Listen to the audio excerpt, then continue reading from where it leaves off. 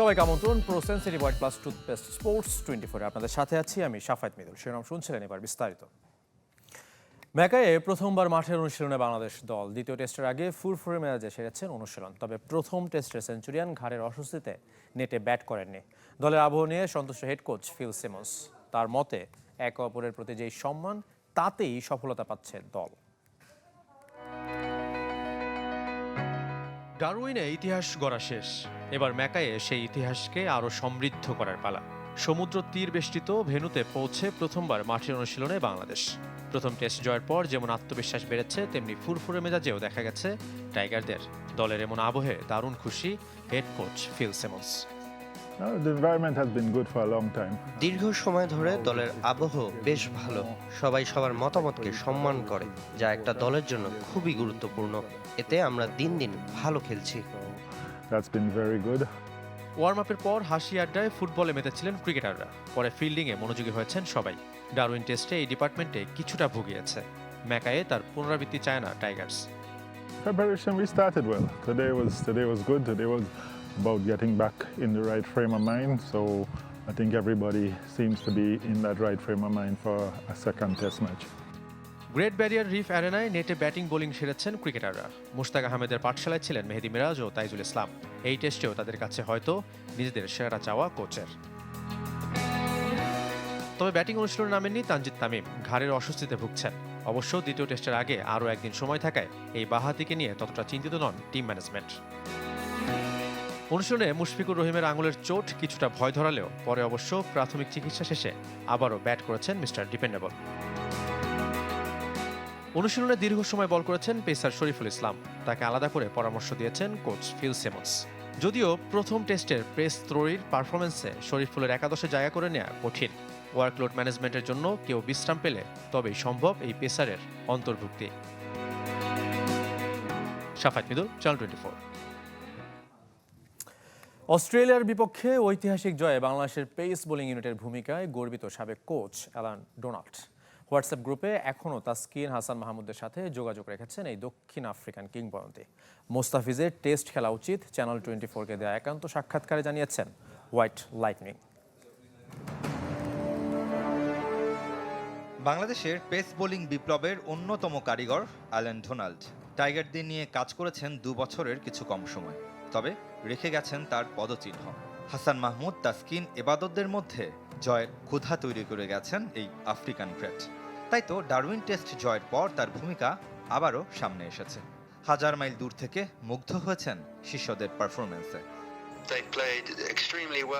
সময়ের তারতম্যের কারণে আমি হাইলাইটস দেখেছি। কি দুর্দান্ত বোলিং পারফরমেন্স ছিল। এই পেস বোলিং আক্রমণের সাফল্যে আমারও কিছুটা ভূমিকা থাকায় আমি গর্বিত। হাসান মাহমুদ, নাহিদ রানারা তখন জাতীয় দলের দরজায় কড়া নাড়ছে। রাসেল ডমিঙ্গোকে বলেছিলাম ওদের ভবিষ্যৎ উজ্জ্বল, সেটা ওরা প্রমাণ করেছে।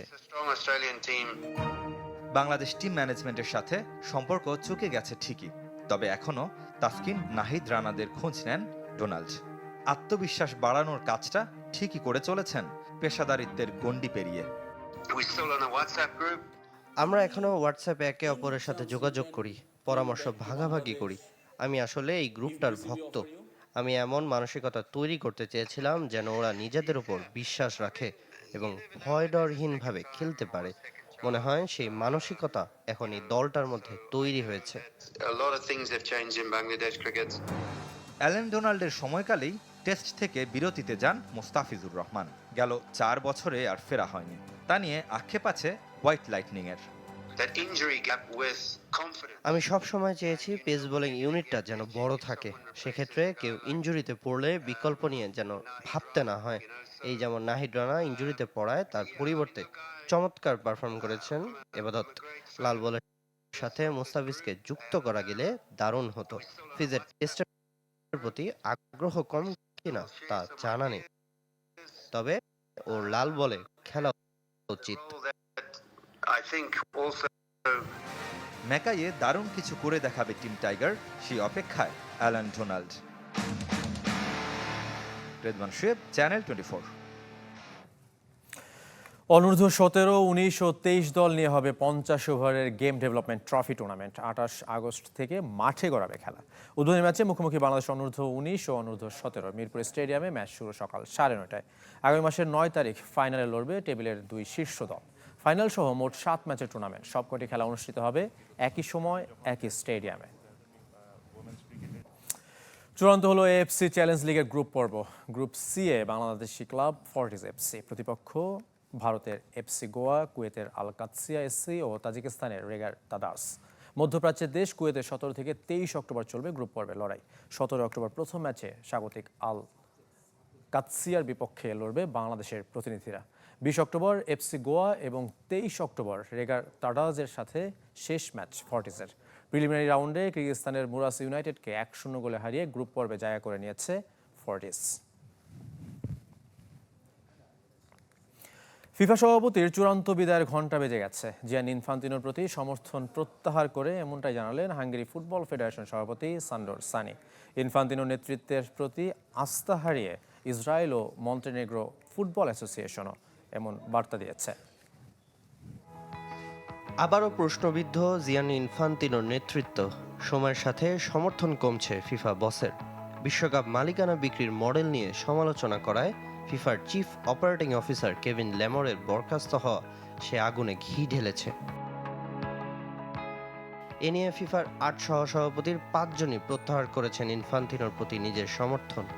সাথে ঘটনাটিকে ফিফা সভাপতির জন্য শেষ খড়কুটো বলছেন ফিফা কাউন্সিলের সদস্য হাঙ্গেরি ফুটবল ফেডারেশন সভাপতি সান্দর সানি। উল্লেখিত উদ্যোগের সমালোচনা করার কারণেই তাকে বরখাস্ত করা হয়েছে, অথচ উদ্যোগটি আপনি নিজেও পরবর্তীতে ভুল ছিল বলে স্বীকার করেছেন। তা পেশাদারিত্বের বিচারবুদ্ধি, নৈতিক মানদণ্ড এবং নেতৃত্বের ক্ষেত্রে গুরুতর ঘাটতির ইঙ্গিত দেয়। এদিকে দ্য গার্ডিয়ানের প্রতিবেদন অনুযায়ী ইসরায়েল ও মন্টেনেগ্রো ফুটবল অ্যাসোসিয়েশন ইনফান্তিনোকে সমর্থন জানানো থেকে সরে এসেছে। এর সাথে ওয়েলস ফুটবল অ্যাসোসিয়েশনের প্রধান নির্বাহী নোয়েল মুনি দাবি করেছেন ফিফা সভাপতির পদত্যাগের জন্য। চলতি মাসের শুরুতেই ওয়েলস প্রথম জাতীয় অ্যাসোসিয়েশন হিসেবে আনুষ্ঠানিকভাবে ইনফান্তিনোর দিক থেকে তাদের সমর্থন সরিয়ে নিয়েছিল। আগামী বছর মার্চে ফিফা নির্বাচনে চতুর্থ মেয়াদে লড়তে যাচ্ছেন জিয়ানি ইনফান্তিনো। যদি নির্বাচিত হন তাহলে 2031 সাল পর্যন্ত ক্ষমতায় থাকবেন তিনি। সামিন ইয়াসার, চ্যানেল 24। মৌসুমে সর্বোচ্চ গোল করে ইউরোপিয়ান গোল্ডেন শু জিতলেন হ্যারি কেইন। বৃহস্পতিবার বায়ার্ন মিউনিখের আলিয়ান্স অ্যারেনায় মিউজিয়ামে আনুষ্ঠানিকভাবে তার হাতে পুরস্কার তুলে দেন সাবেক ইতালিয়ান স্ট্রাইকার লুকা টনি। গেল মৌসুমে ইউরোপের শীর্ষ 5 লিগে সর্বোচ্চ 36 গোল করেন ইংলিশ তারকা। জার্ড মুলার ও রবার্ট লেভানডোভস্কির পর দ্বিতীয় বায়ার্ন ফুটবলার হিসেবে ক্যারিয়ারে এই পুরস্কার জিতলেন কেইন। বর্তমান ফুটবলারদের মধ্যে লিওনেল মেসি ও ক্রিস্টিয়ানো রোনালদোর পর তিনিই একমাত্র ফুটবলার যিনি একাধিকবার এই পুরস্কার জিতলেন। হেডিংলি টেস্টে পাকিস্তানের প্রথম ইনিংসের 10 উইকেট সমান ভাগে নিয়ে কি এক বিপত্তিতে নেমে পড়েছিলেন জশ টাং ও অলি রবিনসন। দুজন ফাইফারের কীর্তি গড়লেও স্মারক বল একটাই। তবে মধুর এই সমস্যার সমাধানও মিলেছে চটজলদি। বল কাটা হয়েছে সমান ভাগে। ক্রিকেটে ফাইফারের স্মারক বল সংগ্রহে রাখার রীতি বেশ পুরনো। তবে বল যদি হয় একটি আর যোগ্য দাবিদার দুজন, বিপত্তি বাধে তখন। আর সেই জটিল সমস্যার সহজ সমাধানে আলোচনায় দুই ইংলিশ পেসার জশ টাং ও অলি রবিনসন। পাকিস্তানের বিপক্ষে হেডিংলি টেস্টের প্রথম দিন দুজনের শিকার সমান 5টি করে উইকেট। মেন ইন গ্রিনরা অল আউট হয়েছে মাত্র 48 ওভার 1 বলেই। তাই তো নতুন বল নেওয়ার সুযোগ হয়নি স্বাগতিকদের। মাঠ ছাড়ার মুহূর্তে দুই পেসারের কে নেবেন কাঙ্ক্ষিত বল, এমন প্রশ্নের মুখে সমাধানও মিলে চটজলদি। পরিকল্পনা বাস্তবায়ন হতে খুব একটা দেরি হয়নি। ইংলিশ টিম ম্যানেজার ওয়েন বেন্টলির হাত ঘুরে বল যায় গ্রাউন্ড স্টাফের কাছে। মাত্র 5 মিনিটেই নিখুঁতভাবে কাটা বল বুঝে পান টাং রবিনসন। রব আমাকে বলছিল আমরা বলটা অর্ধেক ভাগ করে নিতে পারি। গ্রাউন্ড স্টাফরা সেটা দারুণভাবে করে দিয়েছে। এর আগে আমি এমন কিছু দেখিনি। নিশ্চয়ই এই অর্ধেক বলটা আমি খুব যত্নে রাখবো। আইডিয়াটা দারুণ ছিল। ক্রিকেটে আপনি এমন অর্ধেক বল খুব একটা দেখেননি। ব্যাপারটা খুবই স্পেশাল, আর আমরা সারা জীবন এটি মনে রাখবো। টেস্ট ক্রিকেটে 20 বছর পর এক ইনিংসে 2 বোলারের 5 উইকেট নেওয়ার কীর্তি করে খানিকটা বিপাকেই পড়েছিল ইংলিশরা। রিফাত হোসেন, চ্যানেল 24। শেষ করবো pro sensitive white plus toothpaste sports 24। খেলা সব আপডেট ও রিপোর্টগুলো দেখতে ভিজিট করুন facebook.com/sports24 টিম এই পেজে। ধন্যবাদ, সঙ্গে থাকবেন।